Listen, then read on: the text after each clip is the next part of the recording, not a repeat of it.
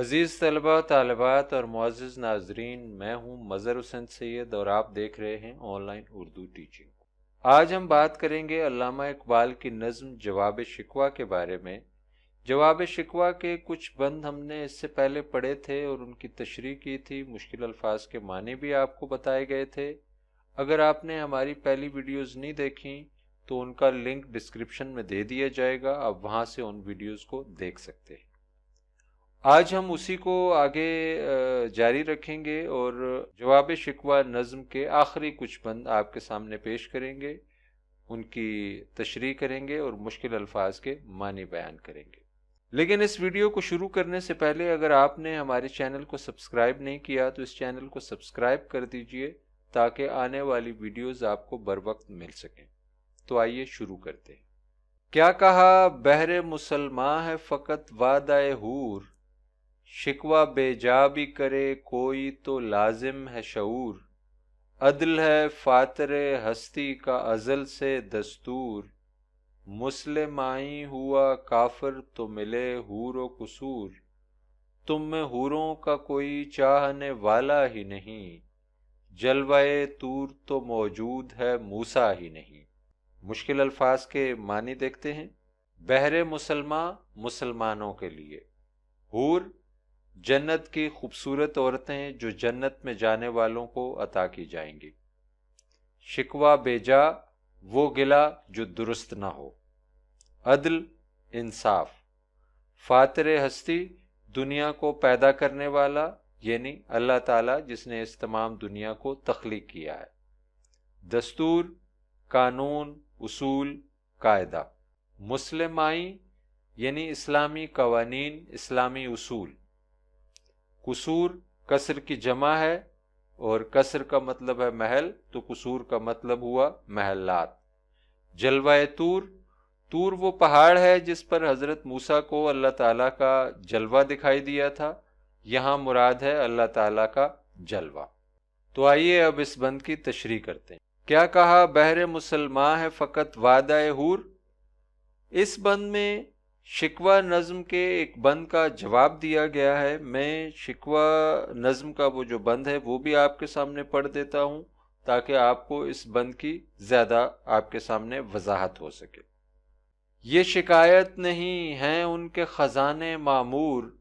نہیں محفل میں جنہیں بات بھی کرنے کا شعور، کہر تو یہ ہے کہ کافر کو ملیں حور و قصور، اور بیچارے مسلمان کو فقط وعدہ حور، اب وہ الطاف نہیں ہم پہ عنایات نہیں، بات یہ کیا ہے کہ پہلی سی مدارات نہیں۔ اب اس بند کو پڑھنے کے بعد آپ اس بند کو دیکھیں گے تو وہ بند آپ کے سامنے مزید واضح ہو کر آ جائے گا۔ کیا کہا بہر مسلمان ہے فقط وعدہ حور، یعنی علامہ اقبال نے یہ کہا تھا کہ دنیا میں جو حور و قصور ہیں، دنیا میں جو محلات ہیں وہ کافروں کو حاصل ہیں، وہ غیر مسلموں کو وہ تمام سہولیات وہ تمام آسائشیں جو ہیں وہ حاصل ہیں، اور مسلمانوں کے لیے صرف حوروں کا وعدہ کیا گیا ہے، ان کو دنیا میں کوئی سہولیات دنیا میں کوئی تعیشات ان کو نہیں دی گئی۔ تو اس کا جواب دیا جا رہا ہے۔ کیا کہا بہر مسلمان ہے فقط وعدہ حور، یعنی تم یہ کہہ رہے ہو کہ مسلمانوں کو صرف حوروں کا وعدہ دیا گیا ہے، شکوہ بے جا بھی کرے کوئی تو لازم ہے شعور، یعنی تمہارا یہ جو شکوہ ہے، تمہارا یہ جو گلہ ہے، یہ بالکل بے جا ہے، یہ درست نہیں ہے۔ اگر شکوہ کرنا ہے تو اس کے لیے بھی شعور کا ہونا ضروری ہے، اس کے لیے بھی عقل کا ہونا ضروری ہے۔ یہاں پر خدا کی جانب سے بہت سخت الفاظ میں بات کی گئی ہے کہ یعنی تم میں شعور نہیں ہے، تم نادان ہو، تم ایک بے وقوفانہ شکوہ جو ہے، ایک شکایت جو ہے وہ کر رہے ہو۔ عدل ہے فاطر ہستی کا ازل سے دستور، عدل جو ہے، انصاف جو ہے، جس نے یہ دنیا بنائی ہے، جس نے یہ کائنات بنائی ہے، اس کا ازل سے ہمیشہ سے ایک دستور ہے، ایک اصول ہے، اور وہ اصول کیا ہے؟ وہ عدل اس کا اصول ہے، انصاف جو ہے وہ اس کا اصول ہے، اس کا قاعدہ ہے۔ مسلم آئیں ہوا کافر تو ملے حور و قصور، یعنی کافر جو ہے وہ مسلم آئین پر چلا تو پھر اس کو وہ تمام حور و قصور اور وہ تمام تعیشات جو ہیں وہ حاصل ہوئیں، یعنی اسلامی قوانین پر اس نے عمل کیا، اسلامی اصولوں کے مطابق اس نے زندگی گزاری، اس کے مطابق جب وہ چلا تو پھر اسے یہ دنیا کی تمام سہولیات اور یہ آسائشات، یہ خوبصورتیاں، یہ حسن جو ہے وہ اسے میسر آیا۔ تم میں حوروں کا کوئی چاہنے والا ہی نہیں، جلوہ طور تو موجود ہے موسیٰ ہی نہیں۔ یعنی تم میں حوروں کا کوئی چاہنے والا ہی نہیں ہے۔ جلوہ طور یعنی خدا تعالیٰ کا جلوہ جو ہے وہ موجود ہے، خدا تعالیٰ کی رحمت، برکت اور فضل تو موجود ہے، لیکن تمہارے اندر وہ تڑپ نہیں ہے کہ تم اسے حاصل کر سکو۔ یعنی جلوہ طور یعنی کوہ طور کے پہاڑ پر حضرت موسیٰ کو اللہ تعالیٰ کا جلوہ نظر آتا تھا، لیکن وہ جلوہ اسی صورت میں نظر آتا تھا کہ حضرت موسیٰ کے اندر بھی ایک تڑپ تھی، ایک لگن تھی، ایک جنون تھا خدا تعالیٰ کی ذات کا جلوہ دیکھنے کا، اسی لیے ان کو وہ جلوہ دکھائی دیا۔ تو اگر آپ کے اندر تڑپ ہو، آپ کے اندر لگن ہو، آپ کے اندر جنون ہو، تو آپ اس چیز کو حاصل کر لیتے ہیں۔ یہاں پر یہی بات کی گئی ہے کہ تم میں حوروں کا کوئی چاہنے والا ہی نہیں ہے۔ کسی کے اندر وہ لگن، کسی کے اندر وہ تڑپ، کسی کے اندر وہ جنون نہیں ہے کہ جو اس کے لیے جدوجہد کرے، اس کے لیے کوشش کرے اور اس حسن کو، ان خوبصورتیوں کو، ان تعیشات کو پا لے۔ اس بند کی جو اہم بات ہے وہ یہ ہے کہ اللہ تعالیٰ مسلمانوں کو عمل کے حوالے سے جو ہے وہ بتا رہا ہے۔ علامہ اقبال جو ہے وہ خدا تعالیٰ کی زبانی شکوے کا جواب دیتے ہوئے یہ کہہ رہے ہیں کہ اگر مسلمانوں کو دنیا میں یہ سہولیات حاصل نہیں ہوئیں تو اس کی وجہ یہ ہے کہ جو فاطر ہستی ہے، جو اس کائنات کو بنانے والا ہے، اس نے اس دنیا کو عدل اور انصاف پر بنایا ہے، اور انصاف کا تقاضا یہ ہے کہ جو ضعیف قومیں ہوتی ہیں، جو کمتر سطح کے شعور کی حامل قومیں ہوتی ہیں، وہ ہمیشہ پسماندہ رہتی ہیں، اور باشعور، محنتی اور لگن کی حامل قومیں جو ہیں وہ اس دنیا میں ترقی کر لیتی ہیں۔ اور یہی ہوا ہے کہ جو غیر مسلم اقوام تھی، انہوں نے کوشش کی، علم حاصل کیا، سائنس اور ٹیکنالوجی میں ترقی کی، تو وہ دنیا میں آگے نکل گئیں، اور مسلمان جو ہے وہ اس دنیا میں پیچھے رہ گئے، کیونکہ انہوں نے ان بنیادی اصولوں کو چھوڑ دیا تھا جو اس دنیا میں ترقی کے لیے ضروری تھے۔ تو آئیے بڑھتے ہیں اگلے بند کی جانب۔ تو نہ مٹ جائے گا ایران کے مٹ جانے سے، نشے میں کو تعلق نہیں پیمانے سے، ہے عیاں یورش تاتار کے افسانے سے، پاسباں مل گئے کعبے کو صنم خانے سے، کشتی حق کا زمانے میں سہارا تو ہے، عصر نو رات ہے دھندلا سا ستارہ تو ہے۔ مشکل الفاظ کے معنی دیکھتے ہیں۔ نشہ میں شراب کا نشہ، میں شراب، نشہ نشہ، پیمانے وہ پیالے جن میں شراب پی جاتی ہے، یورش تاتار تاتاریوں کے حملے، چنگیز خان اور ہلاکو خان کے حملے جنہوں نے اسلامی دنیا کو تباہ و برباد کیا تھا، عیاں ظاہر، پاسباں نگہبان، رکھوالے محافظ، صنم خانے بت خانے، بت کدے، کشتی حق اسلام کی کشتی، سچ کی کشتی، عصر نو نیا زمانہ، نیا دور، عصر دور، زمانہ وقت، نو نیا۔ تو نہ مٹ جائے گا ایران کے مٹ جانے سے، یہاں پر مسلمانوں کو یہ کہا گیا ہے کہ اسلام جو ہے یا مسلمان جو ہے وہ کسی ایک ملک تک محدود نہیں ہے، کسی ایک خاص خطے سے جو ہے ان کا تعلق نہیں ہے۔ یعنی اگر ایران جو ہے وہ مٹ جاتا ہے یا کوئی ایک خطہ یا کوئی ایک ملک جو ہے وہ ان کے ہاتھ سے نکل جاتا ہے، تو اس کا یہ مطلب نہ لیا جائے کہ اسلام کو زوال آ گیا ہے یا مسلمان جو ہیں وہ زوال پذیر ہو گئے ہیں۔ یعنی اگر ایران مٹ جاتا ہے، پاکستان مٹ جاتا ہے، کوئی بھی ملک ایک مٹ جاتا ہے، تو کسی ایک ملک کے مٹنے کا مطلب اسلام کا مٹ جانا یا مسلمانوں کا مٹ جانا جو ہے وہ نہیں ہے۔ نشے میں کو تعلق نہیں پیمانے سے، یعنی اگر میں کے اندر نشہ موجود ہے تو اس کا تعلق پیمانے سے نہیں ہے، اس کا تعلق اس میں سے ہے۔ یعنی اگر شراب کو کسی بھی برتن میں ڈال دیا جائے، کسی بھی گلاس میں انڈیل دیا جائے، تو اس کے اندر وہ نشہ موجود رہے گا۔ اگر اس کے اندر وہ نشہ ہے تو کسی دوسرے برتن میں ڈالنے سے اس کے نشے میں، اس کے اندر جو خوبیاں ہیں، اس کے اندر جو صلاحیتیں ہیں، ان میں کمی واقع نہیں ہوگی۔ ہے یہاں یورش تاتار کے افسانے سے، یعنی تاتاریوں نے جو حملے کیے تھے اسلامی دنیا پر، ان کے ان واقعات سے، ان کی ان کہانیوں سے، وہ جو باتیں ہیں ان سے بھی یہ بات جو ہے وہ ظاہر ہے کہ پاسباں مل گئے کعبے کو صنم خانے سے، یعنی جنہوں نے اسلامی دنیا پر حملے کیے تھے بعد میں انہوں نے اسلام قبول کر لیا، اور وہی لوگ جو ہے وہ کعبے کے محافظ بن گئے، وہ کعبے کی حفاظت کرنے لگے۔ تو یہاں پر کعبے کے محافظ کہاں سے اٹھ کر آئے؟ یعنی صنم خانے سے، یعنی اس سے پہلے وہ اسلام کو نہیں مانتے تھے، کعبے کو نہیں مانتے تھے، لیکن وہ اس کے بعد جب انہوں نے اس دنیا کو فتح کیا، اسلام کی روشنی انہیں ملی، تو وہی لوگ جو ہیں وہ کعبے کے محافظ بن کر ابھرے اور انہوں نے کعبے کی رکھوالی کی اور اس دین پر چلنا شروع ہو گئے۔ کشتی حق کا زمانے میں سہارا تو ہے، عصر نو رات ہے دھندلا سا ستارہ تو ہے۔ کشتی حق یہاں پر اسلام کو کہا گیا ہے، یعنی کشتی حق جو ہے اس کا زمانے میں سہارا تو ہے، مسلمانوں کے اوپر جو ہے وہ ذمہ داری ڈالی گئی ہے کہ جو مسلمان ہیں وہ جو ہے اسلام کی کشتی کو پار لگا سکتے ہیں، اور اس کا سہارا جو ہے وہ مسلمان ہے۔ عصر نو رات ہے دھندلا سا ستارہ تو ہے، یعنی دنیا اس وقت جو ہے وہ تاریکی میں ڈوبی ہوئی ہے، تو اس تاریکی سے اگر کوئی نکال سکتا ہے تو وہ مسلمان جو ہیں وہ اس دنیا کو تاریکی سے نکال سکتے ہیں۔ وہ ایک ستارہ ہیں لیکن وہ ایک دھندلا سا ہیں۔ دھندلا سا ستارے سے یہاں پر مراد یہ ہے کہ ان کے اندر وہ جوش، ان کے اندر وہ جذبہ، ان کے اندر وہ لگن وہ موجود نہیں ہے۔ ان کے پاس وہ علم تو ہے لیکن وہ اس علم کو استعمال نہیں کر رہے۔ وہ اسلام جو دین ہے جس کے اوپر انہیں چلنا چاہیے، وہ بقول علامہ اقبال کے وہ نہیں چل رہے، اور اگر وہ اس پر چلیں گے تو وہ جو ہے وہ دنیا پر چھا جائیں گے اور اس رات کو دن میں تبدیل کر دیں گے۔ امید ہے یہ بند آپ کے اوپر واضح ہو گیا ہوگا، تو اب چلتے ہیں اگلے بند کی جانب۔ مثل بو قید ہے غنچے میں پریشاں ہو جا، رخت بر دوش ہوائے چمنستاں ہو جا، ہے تنک مایا تو ذرے سے بیاباں ہو جا، نغمہ موج ہے ہنگامہ طوفاں ہو جا، قوت عشق سے ہر پست کو بالا کر دے، دہر میں اس میں محمد سے اجالا کر دے۔ مشکل الفاظ کے معنی دیکھ لیتے ہیں۔ مثل بو خوشبو کی طرح، بو کی طرح، غنچہ کلی اد کھلا پھول، پریشان ہونا پھیلنا بکھر جانا، رخت سامان، بردوش کاندھوں پر، ہوائے چمنستاں باغ کی ہوا،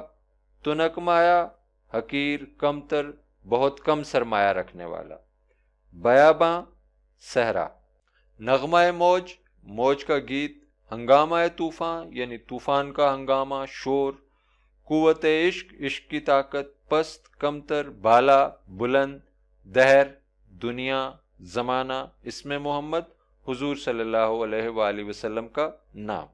مثل بو قید ہے غنچے میں پریشاں ہو جا، یہاں پر علامہ اقبال مسلمانوں کو کہہ رہے ہیں کہ تم ایک خوشبو ہو لیکن تم ایک محدود سطح پر قید ہو، ایک غنچے کے اندر، ایک پھول کے اندر، ایک کلی کے اندر تم قید ہو، غنچے میں پریشاں ہو جا۔ مثل بو قید ہے غنچے میں پریشاں ہو جا، یعنی تم پھیل جاؤ، تم اس اپنی محدود سطح سے نکل کر پھیل کر اس دنیا پر چھا جاؤ۔ رخت بر دوش ہوائے چمنستاں ہو جا، یعنی جس طرح گلشن میں ہوا چلتی ہے اور اس کے دوش پر جو ہے وہ پھول کی خوشبو چمن سے باہر جو ہے وہ پھیل جاتی ہے، اس طرح تم جو ہے وہ چمن کی ہوا کے دوش پر بیٹھ کر جس طرح خوشبو پھیلتی ہے، اس طرح تم جو ہے وہ فضا کے اندر پھیل جاؤ، اس طرح دنیا میں اپنی خوشبو لے کے، اپنی علم، اپنا دانش جو ہے جو تمہارے پاس ہے اسلام کی صورت میں، اس کو لے کر جو ہے وہ دنیا میں پھیل جاؤ۔ ہے تنک مایا تو ذرے سے بیاباں ہو جا، یعنی تو اس وقت حقیر ہے، تو اس وقت کمتر ہے، تو ذرہ ہے، لیکن تجھے ذرے سے بیاباں ہو جانا ہے۔ بیاباں صحرا، یعنی صحرا جو ہے وہ لا تعداد لا متناہی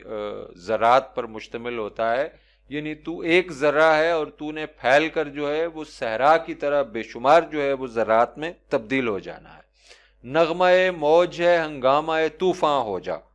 یعنی تو ایک نغمہ ہے لیکن تو ایک موج کا نغمہ ہے، ایک چھوٹی سی لہر ہے جس کا نغمہ ہے تو نے کیا بننا ہے؟ ہنگامہ طوفاں ہو جا، یعنی تو یہاں سے نکل کر ایک موج کے چھوٹے سے نغمے، ایک محدود سطح کے نغمے سے نکل کر ایک طوفان کی صورت جو ہے، ایک ولولہ انگیز طوفان کی صورت جو ہے تو چھا جا اور اس طرح تو ہو جا۔ قوت عشق سے ہر پست کو بالا کر دے، دہر میں اس میں محمد سے اجالا کر دے، یعنی عشق کی طاقت سے، اپنے علم سے، اپنے جوش سے، اپنے جذبے سے جو کمتر ہیں، جو حقیر ہیں، ان کو بلند مرتبہ جو ہے وہ تو دے سکتا ہے۔ تیرے اندر اگر لگن ہے، تیرے اندر اگر جوش ہے، جذبہ ہے، تو ہر کمتر کو جو ہے وہ بالا تر کر سکتا ہے اور ہر نشیب کو جو ہے وہ فراز میں بدل سکتا ہے۔ دیر میں اسم محمد سے اجالا کر دے، یعنی دنیا میں حضور صلی اللہ علیہ وسلم کا نام لے کر ان کی تعلیمات پر عمل پیرا ہو کر اور ان کی تعلیمات کو دنیا کے سامنے پیش کر کے دنیا میں جو ہے وہ تو اجالا کر دے، اس تاریکی کو جو ہے وہ روشن کر دے۔ تو اب ہم چلتے ہیں اگلے بند کی جانب۔ ہر کوئی مست میں ذوق تن آسانی ہے، تم مسلمان ہو یہ انداز مسلمانی ہے، حیدری فقر ہے نئے دولت عثمانی ہے، تم کو اسلاف سے کیا نسبت روحانی ہے، وہ زمانے میں معزز تھے مسلمان ہو کر اور تم خوار ہوئے تارک قرآن ہو کر۔ مشکل الفاظ کے معنی دیکھتے ہیں۔ مست میں ذوق تن آسانی یعنی سیل پسندی اور کاہلی کی شراب کے نشے میں مست، مست میں یعنی شراب کے نشے میں مست، اور ذوق تن آسانی یعنی سیل پسندی کے ذوق میں۔ حیدری فقر حضرت علی کا فقر اور دنیا سے بے نیازی جو حضرت علی کی مشہور ہے اس کی طرف جو ہے وہ اشارہ ہے۔ دولت عثمانی یعنی حضرت عثمان جیسی دولت اور سخاوت۔ اسلاف آباء و اجداد۔ نسبت روحانی یعنی روحانی تعلق۔ معزز قابل عزت، خوار بے عزت رسوا، تارک قرآن قرآن کو ترک کرنے والے اور قرآن کی تعلیمات کو بھلا دینے والے۔ اب اس کی تشریح کرتے ہیں۔ ہر کوئی مست میں ذوق تن آسانی ہے، یہاں پر مسلمانوں کے اندر جو خرابیاں ہیں، جو ان کے اندر خامیاں ہیں، ان کی نشاندہی کی گئی ہے کہ یعنی ہر انسان جو ہے، ہر مسلمان جو ہے وہ تن آسانی اور سیل پسندی اور کاہلی میں مست ہے اور اسی شراب کے نشے میں مگن ہے جو اس کو کاہل بنا رہی ہے، جو اس کو سست اور تن آسان بنا رہی ہے۔ تم مسلمان ہو یہ انداز مسلمانی ہے، یعنی کیا یہی مسلمانوں کا انداز ہے جو تم اس وقت دنیا میں کر رہے ہو اور جو تمہارا وتیرہ ہے، جو تمہارا رویہ ہے؟ یعنی اس سے پہلے جو مسلمان تھے کیا انہوں نے اسی طرح دنیا پر حکومت کی تھی اور کیا وہ اسی طرح زندگی گزار کر جو ہے وہ گئے ہیں جس طرح تم نے انداز اپنایا ہوا ہے زندگی گزارنے کا؟ حیدری فقر ہے نئے دولت عثمانی ہے، یعنی تمہارے اندر جو ہے وہ فقر نہیں ہے، وہ غنا نہیں ہے، وہ دنیا سے بے نیازی نہیں ہے جو حضرت علی کے اندر تھی۔ یعنی اگر تمہارے پاس غربت ہے تو غربت میں بھی تمہارا حال جو ہے وہ حضرت علی جیسا نہیں ہے، اور دولت عثمانی ہے، اور نہ ہی جو ہے وہ تمہارے پاس عثمانی دولت ہے۔ یعنی اگر تمہارے پاس دولت ہے تو تم اس دولت کو حضرت عثمان کی طرح جو ہے وہ دین کی فلاح کے لیے، لوگوں کی فلاح کے لیے خرچ نہیں کر رہے ہو، اس میں سخاوت نہیں کر رہے ہو، اور اگر تمہارے پاس نہیں ہے دولت تو تمہارا جو فقر ہے وہ بھی حضرت علی جیسا فقر جو ہے وہ نہیں ہے۔ حضرت علی کا جو فقر تھا وہ اختیاری جو ہے وہ فقر تھا، تو یعنی تم فقر میں، غربت میں، فاقے میں حضرت علی جیسا انداز جو ہے وہ نہیں اپنا رہے ہو، اور تمہارے پاس دولت آتی ہے تو تم اس کو عیاشیوں میں جو ہے وہ لٹا رہے ہو، ان کو فلاحی کاموں میں اور دین کی خدمت کے اندر جو ہے وہ خرچ نہیں کر رہے ہو، اس میں سخاوت نہیں کر رہے ہو، یا تو بخل سے کام لے کے اس دولت کو جمع کر رہے ہو یا پھر ان کو تعیشات میں اور غلط کاموں میں اس دولت کو لٹا رہے ہو۔ تم کو اسلاف سے کیا نسبت روحانی ہے، یعنی تم کو اپنے آباء و اجداد سے، اپنے گزرے ہوئے بزرگان سے کوئی روحانی نسبت، کوئی روحانی تعلق جو ہے وہ تمہارا نہیں ہے، تمہارے اندر ان کی جھلک نہیں پائی جا رہی اور تم آباء و اجداد کے نقش قدم پر نہیں چل رہے۔ وہ زمانے میں معزز تھے مسلمان ہو کر اور تم خوار ہوئے تارک قرآن ہو کر۔ وہ زمانے میں قابل عزت تھے، تم مسلمان ہو کر جو ہے وہ دنیا میں قابل عزت تھے، اور تم اگر ذلیل ہو رہے ہو، تم خوار ہو رہے ہو، تم اگر پستی کی جانب بڑھ رہے ہو تو اس کی وجہ یہ ہے کہ تم تارک قرآن ہو، تم نے قرآن کی تعلیمات کو ترک کر دیا ہے، تم نے قرآن کو جو ہے وہ چھوڑ دیا ہے۔ یعنی وہ مسلمان ہو کر معزز تھے اور تم قرآن کی تعلیمات کو بھلا کر، قرآن کی تعلیمات کو چھوڑ کر جو ہے وہ گمراہی کے راستے پر چل پڑے ہو، اور اسی لیے تم جو ہے وہ خوار ہو رہے ہو، اور تمہارے اندر اپنے آباء و اجداد کی نسبت سے کوئی جو ہے وہ خوبی، کوئی جو ہے وہ خصوصیت جو تمہارے آباء و اجداد میں تھی، جو اسلاف میں تھی، وہ تمہارے اندر نہیں پائی جا رہی۔ تو آئیے بڑھتے ہیں اگلے بند کی جانب۔ عقل ہے تیری سپر، عشق ہے شمشیر تیری، میرے درویش خلافت ہے جہانگیر تیری، ماں سوا اللہ کے لیے آگ ہے تکبیر تیری، تو مسلمان ہو تو تقدیر ہے تدبیر تیری، کہ محمد سے وفا تو نے تو ہم تیرے ہیں، یہ جہاں چیز ہے کیا لوح قلم تیرے ہیں۔ مشکل الفاظ کے معنی دیکھتے ہیں۔ سپر، ڈھال، شمشیر، تلوار، خلافت، اسلامی حکومت، اسلامی نظام، جہانگیر، ساری دنیا پر محیط، پورے عالم پر چھایا ہوا، ما سوا اللہ یعنی اللہ کے سوا، یعنی اللہ کے سوا جو باطل قوتیں ہیں،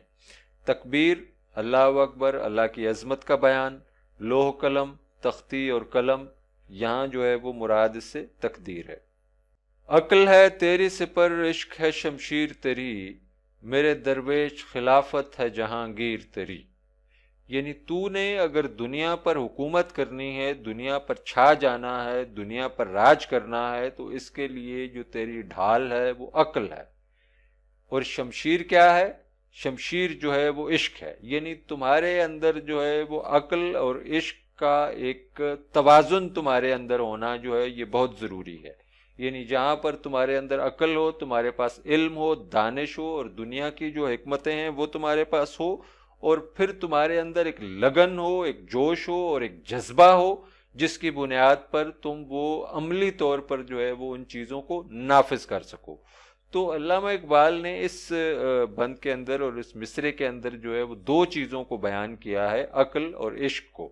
یعنی جو دنیاوی علوم ہیں، جو دنیا کے اصول ہیں، قاعدے ہیں، ضابطے ہیں، ان پر عمل کرنا، اور پھر ان کے ساتھ ایک جذبے کو جو ہے وہ شامل کرنا جو ہے یہ ضروری ہے۔ یہ عقل اور عشق جب دونوں ملیں گے تو پھر جو ہے وہ تم کامیابی کی طرف جا سکتے ہو۔ میرے درویش خلافت ہے جہانگیر تیری، یعنی اسلام کا جو نظام ہے، درویش سے یہاں مسلمان جو ہے وہ مراد ہے، مسلمانوں کو مخاطب کیا جا رہا ہے۔ میرے درویش خلافت ہے جہانگیر تیری، یعنی تیرے پاس جو نظام ہے، تیرے پاس جو اسلامی جو سلطنت ہے وہ جہانگیر ہے، وہ کسی ایک خاص خطے تک محدود نہیں ہے، کسی خاص ایک علاقے تک نہیں ہے، بلکہ اس کو پوری دنیا پر جو ہے وہ چھانا ہے، اس نے پوری دنیا پر جو ہے وہ پھیلنا ہے، جو تیری خلافت ہے۔ ما سوا اللہ کے لیے آگ ہے تکبیر تیری، یعنی اللہ تعالیٰ کی عظمت کا جو بیان ہے، جو نعرہ تکبیر ہے، وہ باطل قوتوں کے لیے آگ کی حیثیت رکھتا ہے۔ جو باطل قوتیں ہیں وہ اللہ تعالیٰ کی عظمت کا بیان سن کر جو ہے وہ جل کر راکھ ہو جاتی ہیں، کیونکہ اللہ تعالیٰ پر تیرا یقین جو ہے وہ تجھے اتنا طاقتور اور اتنا جو ہے وہ دلیر بنا دے گا کہ دشمن قوتیں جو ہیں وہ جل کر راکھ ہو جائیں گی۔ تو مسلمان ہو تو تقدیر ہے تدبیر تیری، اگر تو مسلمان بن جائے اور صحیح معنوں میں اسلامی تعلیمات پر عمل پیرا ہو جائے تو تیری جو تقدیر ہے وہ تیری تدبیر بن جائے، یعنی تو جو سوچے، جس کام کے لیے تو محنت کرے، جس کام کے لیے تو جد و جہد کرے، جس کام کے لیے سوچے، وہی چیز جو ہے وہ تیری تقدیر بن کر جو ہے وہ تیرے سامنے آ جائے۔ یعنی تو اپنے ہاتھ سے جو ہے وہ تقدیر لکھ سکتا ہے اگر تو صحیح معنوں میں مسلمان ہو جائے اور اسلامی تعلیمات پر عمل کرنا جو ہے وہ شروع کر دے، تو جو تدبیر کرے گا وہ تیری تقدیر بن جائے گی۔ کہ محمد سے وفا تو نے تو ہم تیرے ہیں، یہ جہاں چیز ہے کیا لوح قلم تیرے ہیں، یعنی خدا جو ہے وہ مسلمانوں سے کہہ رہا ہے کہ اگر تم محمد صلی اللہ علیہ وآلہ وسلم سے وفا کرو گے تو خدا کہہ رہا ہے کہ ہم جو ہے وہ مسلمانوں کے ہیں، ہم جو ہیں وہ تیرے ہیں۔ اگر تم حضور صلی اللہ علیہ وسلم کی تعلیمات پر عمل پیرا ہوگے، ان کے اسوہ حسنہ پر چلو گے، ان کی دی ہوئی تعلیمات کو جو ہے وہ مد نظر رکھتے ہوئے زندگی گزارو گے، تو پھر خدا جو ہے وہ مسلمانوں کا ہو جائے گا۔ یہ جہاں چیز ہے کیا لوح قلم تیرے ہیں، یعنی تو جو ہے وہ اس جہان کی حکومت کا تقاضا کر رہا ہے کہ مجھے اس جہان کی حکمرانی مل جائے اور اس جہان کی جو ہے وہ تعیشات حاصل ہو جائیں، تو خدا کہہ رہا ہے کہ یہ جہاں چیز ہے کیا لوح قلم تیرے ہیں، یعنی یہ جہاں جو ہے وہ اس کے مقابلے میں کوئی چیز نہیں ہے۔ اگر تم ان چیزوں پر عمل پیرا ہو جاؤ، حضور صلی اللہ علیہ وسلم کی تعلیمات پر چلو، ان سے وفا کرو، ان کے اسوہ حسنہ کی روشنی میں اپنی زندگی گزارو، تو یہ دنیا جو ہے یہ کچھ بھی نہیں ہے، یہ جہان کچھ بھی نہیں ہے، بلکہ تمہارے پاس جو ہے تمہارے دسترس میں لوح قلم کر دیے جائیں گے۔ لوح قلم جو ہے وہ تمہیں دے دیے جائیں گے، وہ تختی جو ہے جس کے اوپر تقدیر لکھی جاتی ہے، اور وہ قلم جس سے تقدیر لکھی جاتی ہے، وہ قلم اور وہ تختی جو ہے وہ تمہارے حوالے کر دیے جائیں گے، اور تم اپنی مرضی سے اپنی تقدیر جو ہے وہ اس پر لکھ سکتے ہو۔ یعنی تم اگر یہ پوری دنیا تو کیا یہ کائنات اور پھر آخرت کی جو نعمتیں ہیں اس میں جو چاہو تم اس تختی کے اوپر لکھ سکتے ہو، جب تقدیر لکھنے کا اختیار جو ہے وہ تمہارے پاس آ جائے گا، لیکن وہ اسی صورت میں آئے گا کہ جب تم جو ہے وہ محمد سے وفا کرو گے، ان کی تعلیمات پر چلو گے، اور عقل اور عشق کو جو ہے وہ باہم آمیز کر کے جو ہے وہ اس دنیا کے اوپر راج کرنے کی کوشش کرو گے، اس دنیا میں آگے بڑھنے کی کوشش کرو گے۔ عزیز طلبہ، طالبات اور معزز ناظرین، یہ تھا جواب شکوہ نظم کا آخری بند جو ہم نے آپ کے سامنے پیش کیا۔ امید ہے کہ آج ہم نے جن اشعار کی تشریح کی ہے وہ واضح ہو کر آپ کے سامنے آ گئے ہوں گے۔ اس کے باوجود اگر آپ کا کوئی سوال ہو تو آپ کمنٹ باکس میں وہ سوال پوچھ سکتے ہیں، ہم کوشش کریں گے کہ اس کا تفصیلی جواب دیں۔ امید ہے آج کی ویڈیو آپ کو پسند آئی ہوگی۔ اس ویڈیو کو لائک کیجیے گا، شیئر کیجیے گا اور کمنٹ میں اپنی رائے ضرور دیجیے گا، اور اگر آپ نے اس چینل کو سبسکرائب نہیں کیا تو اس چینل کو سبسکرائب لازمی کیجیے گا۔ ملتے ہیں جلدی ایک اور ویڈیو کے ساتھ۔